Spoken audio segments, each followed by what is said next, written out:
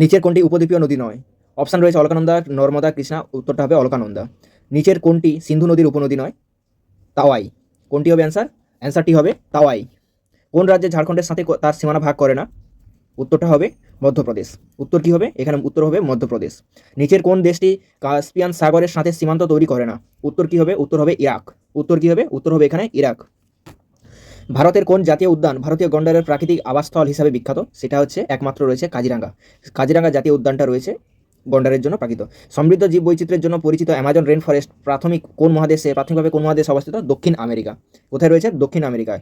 পৃথিবীর গভীরতম ট্রেঞ্চ, তার নামটি হচ্ছে মারিয়ান ট্রেঞ্চ। নিচের কোনটি পৃথিবীর দীর্ঘতম পর্বতশৃঙ্গ? উত্তরটা হবে আন্দিজ পর্বতমালা। কি হবে? আন্দিজ পর্বতমালা। ব্ল্যাক মাউন্টেন অবস্থান কোথায় রয়েছে? ব্ল্যাক মাউন্টেন রয়েছে ইউএসএতে। ব্ল্যাক মাউন্টেন কোথায় রয়েছে? ইউএসএ।